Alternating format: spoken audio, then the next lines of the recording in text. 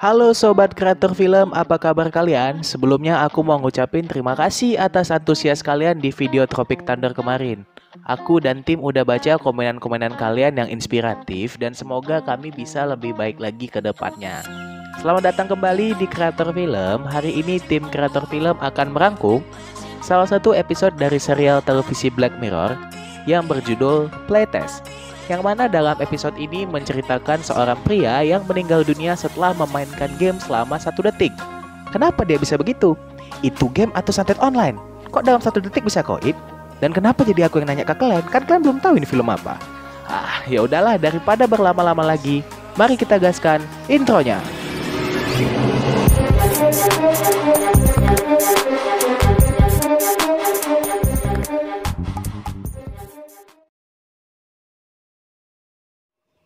Film dimulai dengan seorang pria bernama Cooper yang sedang bersiap untuk pergi keliling dunia. Nah, si Cooper ini bukannya ngasih tau emaknya. Dia malah pergi diam-diam kayak orang mau minggat rumah. Saat perjalanan menuju bandara, emaknya yang khawatir karena takut anaknya diculik pun akhirnya nelpon. Tapi si Cooper milih buat gak ngangkat telepon emaknya. Pas lagi di pesawat, Cooper ini diketahui suka banget main game karena dia asik main game di HP-nya sampai si pramugari negor dia karena pesawat sedang mengalami turbulensi. Nah, akhirnya nih, Cooper pun memulai perjalanan keliling dunianya. Dia mendatangi negara demi negara sampai ketika dia di Inggris, dia mencoba mencari cewek dengan aplikasi kencan dan dia pun mendapatkannya. Wanita tersebut bernama Sonya. Pada pertemuan pertama mereka, Sonya dan Cooper langsung akrab ngap. Seolah ada benih-benih cinta pada pandangan pertama yang menusuk hati terdalam mereka berdua. Dan setelah pertemuan yang sangat mengkimocikan itu, mereka berdua langsung menuju rumah Sonya dan terjadilah permainan sepak bola ranjang yang menghasilkan gol yang dicetak oleh Cooper. Setelah Sonya dan Cooper menyelesaikan permainan mereka, HP Cooper berdering lagi dan lagi-lagi emaknya Cooper tuh nelpon dia. Tapi tetap aja Cooper nih nggak mau ngangkat. Kemudian Sonya mutusin buat bikin sarapan untuk Cooper. Di sini Cooper ngelihat si Sonya nih ngoleksi banyak game, yang berarti Sonya ini sama-sama pecinta game seperti dia. Nah, pas sebelum si Cooper makan makanan yang dibuat Sonya, lagi-lagi telepon Cooper berdering, dan lagi-lagi itu dari emaknya si Cooper. Nah, karena Cooper gak pernah mau ngangkat telepon emaknya, Sonya pun mulai curiga dan heran kenapa Cooper melakukan itu. Dan akhirnya Cooper pun menceritakan cerita sedihnya. Jadi ceritanya dulu Cooper ini gak pernah akrab sama emaknya. Dia cuma akrab sama bapaknya. Tapi sayangnya bapaknya Cooper mengidap penyakit Alzheimer. Nah, setelah bertahun-tahun si Cooper ini merawatnya, bapaknya pun meninggal dunia. Hal itu membuat dia sedih. Nah, karena Cooper gak mau galau merana di sisa hidupnya, dia pun memutuskan untuk melepas stres dengan melakukan perjalanan keliling dunia. Tapi kebetulan Inggris menjadi destinasi terakhirnya. Dan dia pun akan segera kembali ke Amerika Serikat. Setelah menceritakan itu, Cooper nangis dan Sonya pun meluk dia. Modus, modus. Besoknya Cooper rencana mau narik saldo ATM dia buat beli tiket pesawat untuk pulang ke Amerika. Tapi jeng, saldo ATM si Cooper ini hangus. Dia pun langsung nelpon pihak bank dan pihak bank menjelaskan kalau ATM-nya dibobol seseorang. Cooper ini pun bingung mau kayak mana. Mau pulang, kantong udah kosong. Dia pun hampir aja nelpon emaknya. Pas susah aja baru ingat emak. Tapi si Cooper kemudian ngurungin niatnya buat nelpon emak dan memilih untuk kembali ke rumah si Sonya tadi. Cooper akhirnya membrowsing loker-loker di internet. Dan ketika si Sonya scroll, Sonya menunjukkan iklan yang mencari relawan untuk ngetes sebuah game di perusahaan game terbesar yang bernama Saito Game. Yang Cooper ini sendiri pernah memainkan salah satu game buatan mereka yang berjudul Harleq Shadow. Nah, rupanya kan Saito Game ini sedang punya project yang orang nggak pernah tahu itu project apa. Yang jelas, project Saito Game ini besar banget. Sonya pun ngasih ide ke Cooper buat curi-curi waktu untuk memfoto project apa yang mereka kerjakan. Kan lumayan, kalau Cooper jual informasi itu, dia akan dapat banyak duit kan? Cooper pun setuju dan dia pun berjalan menuju perusahaan itu. Naik mobil maksudnya. Nah, sampai di Saito Game, perusahaan ini keamanannya sangat tinggi nih nampaknya. Cooper segera disambut sama seorang wanita yang bernama Katie, dan Katie segera mengajaknya ke ruangan di mana akan mengetes game tersebut. Sebelum memulai, Katie meminta HP Cooper karena tidak boleh ada alat elektronik yang hidup. Cooper mengira hal itu terjadi karena perusahaan ini sangat merahasiakan proyek yang mereka kerjakan. Katie kemudian memberikan Cooper sebuah surat perjanjian dan Katie menjelaskan ada sedikit prosedur medis yang terlibat, yang mana sebuah alat berbentuk jamur kecil akan dimasukkan dari leher belakang Cooper.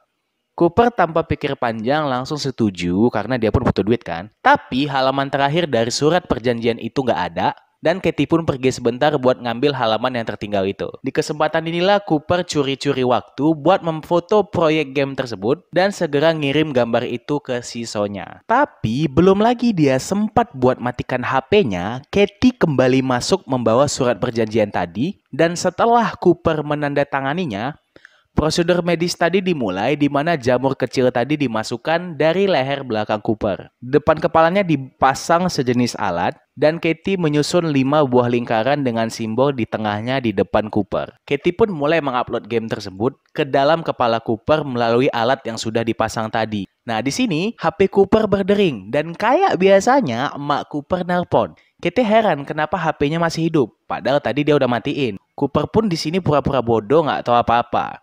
Dan Katie pun matikan HP-nya si Cooper. Nah, setelah proses upload game selesai, lingkaran hitam tadi mulai berubah menjadi 5 buah lubang. Dan seketika dari lubang tersebut muncul sejenis animasi tikus. Tapi di awal-awal resolusinya masih rendah. Tapi lama-lama Katie ngatur resolusi si tikus itu dan animasi tikus tadi pun resolusinya berubah menjadi Ultra HD. Nah, ini adalah bagian dari game karena hanya Cooper lah yang bisa melihat gambar tersebut. Katie pun menyuruh Cooper untuk memainkan game itu, yang mana permainan ini seperti permainan whack-a-mole, di mana pemain harus berusaha memukul tikus yang muncul dari salah satu dari kelima lubang. Cuman ini sedikit dimodifikasi dengan virtual reality. Cooper dengan semangat memainkan permainan tersebut sampai dia berhasil memukul tikus itu. Setelah permainan itu selesai, Katie mengatakan hanya itulah tes game yang dijalani Cooper. Tapi kemudian nih, Katie nawarin Cooper buat mainin percobaan game lain dengan bayaran yang lebih mahal. Nah, dengar kalimat bayaran mahal, Cooper ini langsung semangat dong buat tes game yang selanjutnya. Katie pun mempertemukan si Cooper dengan pemilik perusahaan Saito Game yang namanya Saito. Nah, yang buat aku sedikit bingung saat pertama kali nonton film ini, pas pertama jumpa, si Saito ini nggak bisa ngomong bahasa Inggris dan nggak paham dengan apa yang Cooper bilang. Tapi tiba-tiba aja pas ngejelasin game apa yang bakal dimainin Cooper, Saito ini auto lancar bahasa Inggrisnya. Aneh nggak?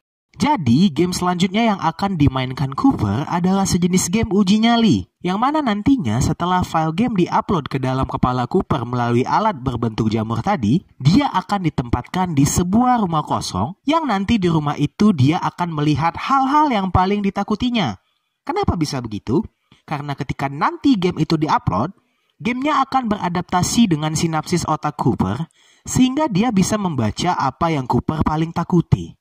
Setelah game itu diupload, Saito dan Katie awalnya memastikan kondisi Cooper dalam keadaan baik. Dan setelah semuanya aman, Cooper dibawa ke rumah kosong yang merupakan replika dari rumah yang ada di game Harlock Shadow, yang merupakan game yang pernah Cooper mainkan. Peraturan dalam game itu sangat simpel. Cooper hanya perlu berdiam di rumah itu sampai dia menyerah ketakutan. Katie menjelaskan kalau apapun yang nantinya akan dilihat Cooper tidak nyata dan tidak akan bisa melukainya. Katie memberikan Cooper headset wireless sehingga mereka bisa tetap berkomunikasi. Permainan pun dimulai. Cooper berbicara dengan Katie sambil melihat lukisan rumah yang dibuat menyerupai bentuk aslinya. Situasi awalnya aman damai sampai tiba-tiba Cooper melihat seekor laba-laba besar. Katie mengkonfirmasi kalau laba-laba ini tidak nyata dan hanya bagian dari game. Tapi Cooper ketakutan saat laba-laba itu ada di dekatnya dan dia memijak laba-laba itu. Katie di sini mengejek Cooper yang takut sama laba-laba. Cooper ini kemudian mencoba merilekskan diri dengan melihat lukisan tadi. Tapi ada yang aneh dari lukisan itu. Tiba-tiba di bagian jendelanya seolah bercahaya dan seperti ada bayangan seorang laki-laki di dalam lukisan itu. Cooper kemudian mendengar suara misterius, dan ketika dia melihat lukisan itu lagi, lukisan itu sudah kembali normal seperti biasa. Tiba-tiba suara langkah kaki terdengar, dan betapa terkejutnya Cooper ketika ada seorang pria bertopi di depannya. Katie kembali mengkonfirmasi itu adalah bagian dari game, dan Cooper menjelaskan kalau pria yang dilihatnya mirip dengan orang yang membuli dia sewaktu SMA. Nah, Cooper nih lapar tiba-tiba dan minta cemilan sama Katie. Katie bilang ada cemilan di lemari kabinet di daerah dapur. dan Cooper mengambil cemilan itu. Saat Cooper mau nutup pintu kabinet, perasaan dia udah sedikit gak enak, dan bener aja. Saat menutup itu, dia melihat bayangan yang tiba-tiba aja seekor laba-laba besar yang memiliki wajah seperti temannya tadi mengejarnya. Cooper berteriak ketakutan dan Katie yang penasaran menanyai Cooper tentang makhluk yang dilihatnya. Namun di sini koneksi jaringan mengalami gangguan sehingga Cooper tidak bisa mendengar suara Katie lagi.